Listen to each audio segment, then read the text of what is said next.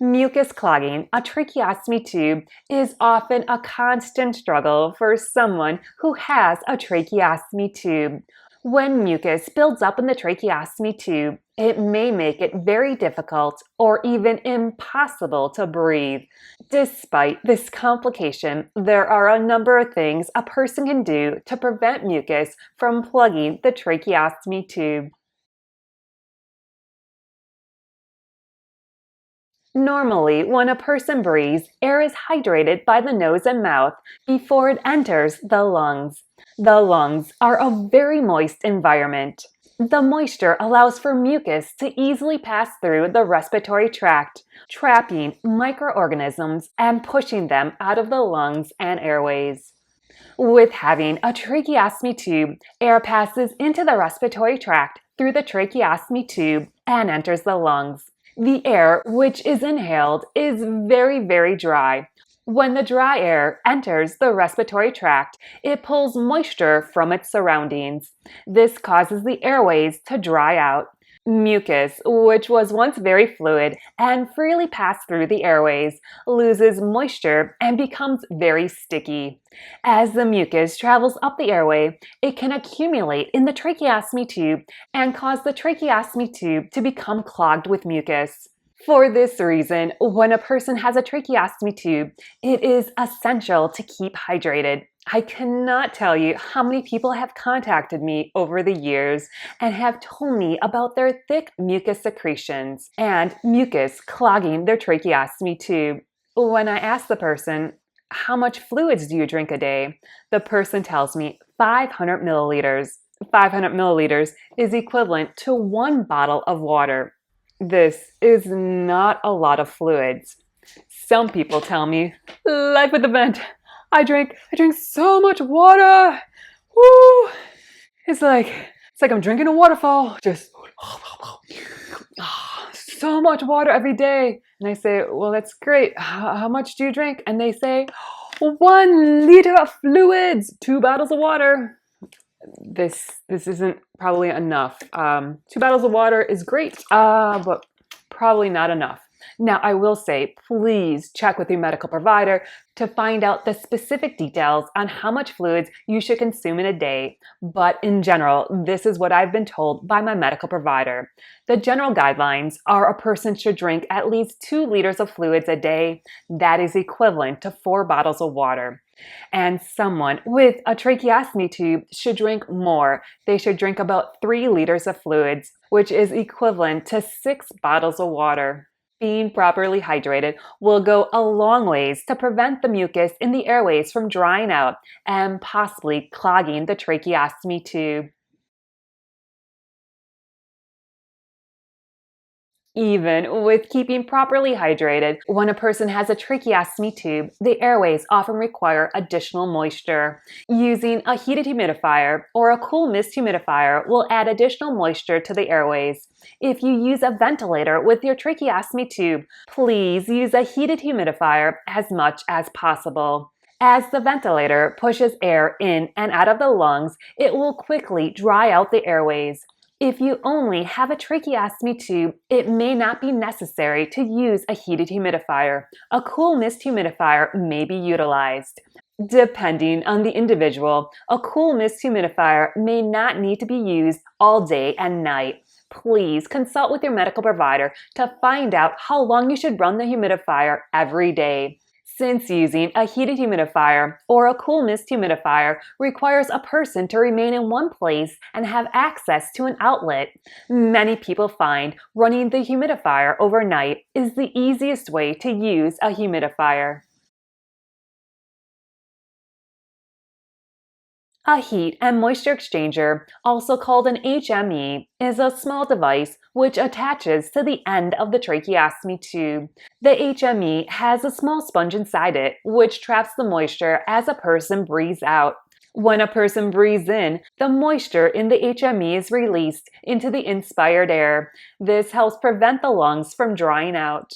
For more information about HMEs, please watch the following video, Heat and Moisture Exchangers, Essential Information. Using a nebulizer and running 5 milliliters of saline through the nebulizer can quickly add some much needed hydration to the airways. Saline adds moisture to the lungs and also helps thin out the secretions.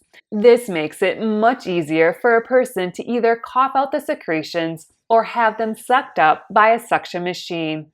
I usually run 5 milliliters of saline through my nebulizer once in the morning and once in the evening. Passing a suction catheter through the tracheostomy tube can be a great way to clear the tracheostomy tube of mucus.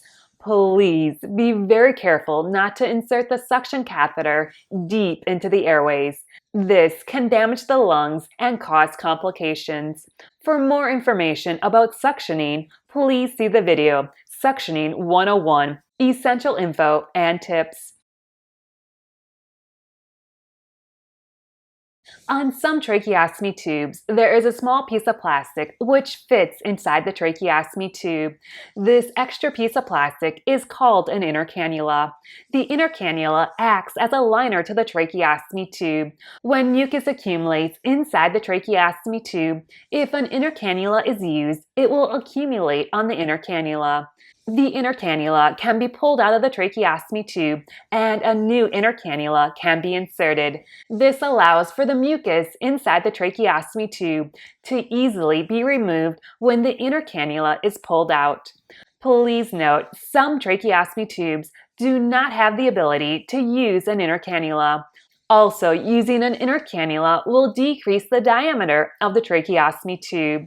If using an inner cannula, a larger size tracheostomy tube may need to be used. Please consult with your medical provider to ask for guidance on using an inner cannula.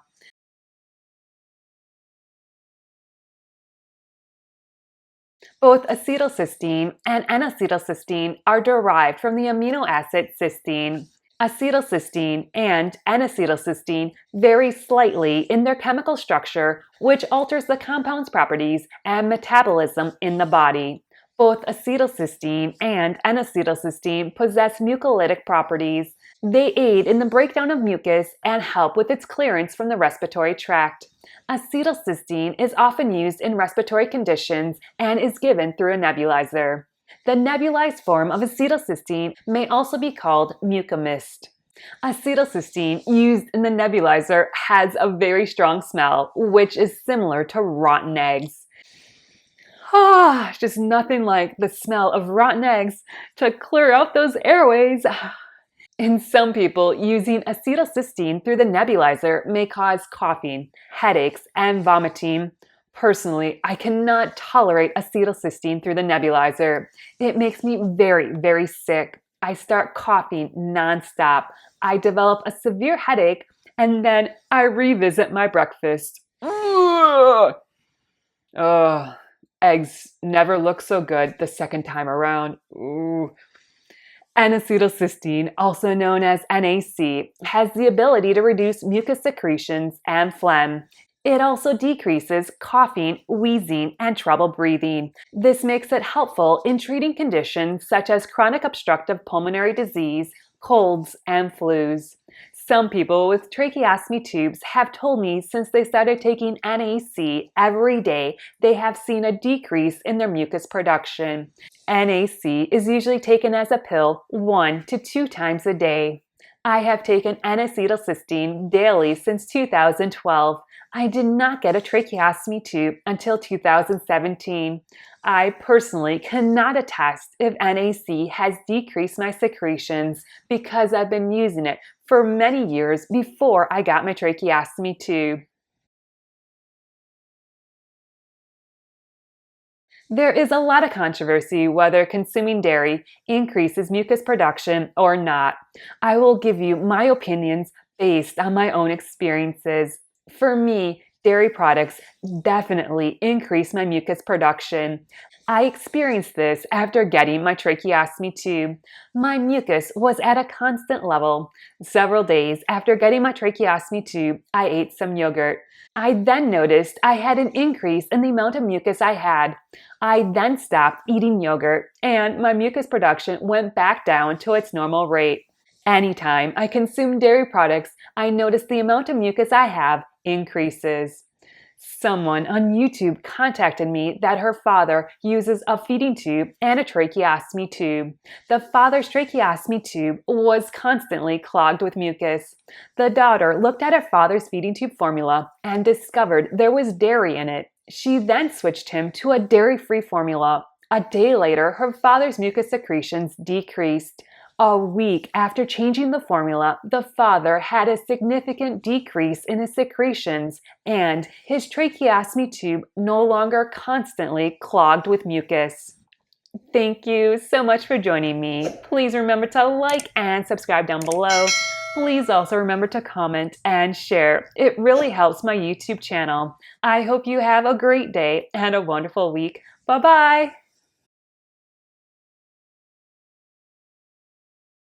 Hello, congratulations, you made it all the way to the end of my video. Hooray, hooray, confetti.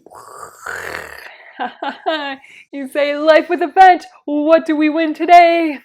Not a joke, I don't have a joke. I'm out of jokes. So if you have a joke, and it's a clean joke because, this is a rated G channel, please leave them in the comments wherever you have comments and the ability to leave a comment. And if I use one of your comments, I will try to attribute it to you because, millions and millions of people don't watch this channel. So, if I give you a shout out, that means here's your fameometer. Yeah, it won't change at all. You will still be as famous before this video as after the video. So, that will be lots of joy and excitement and lots of fun. So thank you so much for joining me. I hope you have a great day. Bye. Also, using an inner cannula will decrease the size. Oh, so close. So close. Bye.